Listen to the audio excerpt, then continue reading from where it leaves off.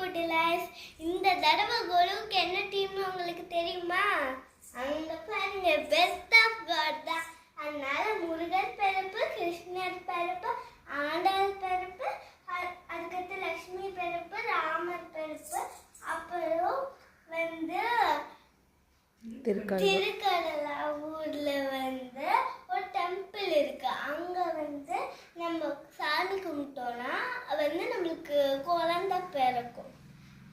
எல்லாருக்குமே முருகர் பிறப்பு தெரியும், கிருஷ்ணர் பிறப்பும் தெரியும், ஆண்டாள் பிறப்பும் தெரியும். நான் போன தடவை சொன்னனால ராமர் பிறப்பு உங்களுக்கு தெரியும்ல.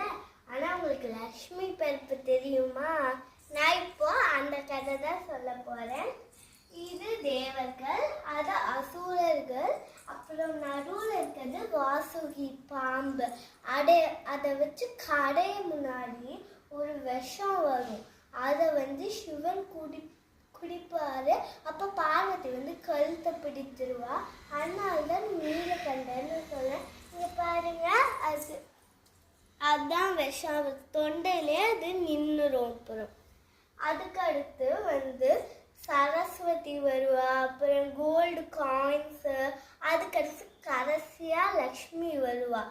ஏன் உங்க கடை வாங்கணும்னு உங்களுக்கு தெரியுமா? அமுதுன்னு ஒன்று இருக்கும். அதை நம்ம குச்சிட்டோம்னா நம்மளுக்கு சாவே இல்லை. அதனால்தான் வந்து தேவர்களும் அசுரர்களும் கடைவாங்க. ஓகே, இப்போ உங்களுக்கு மகாலட்சுமி கதை தெரிஞ்சிச்சா? By, thank you.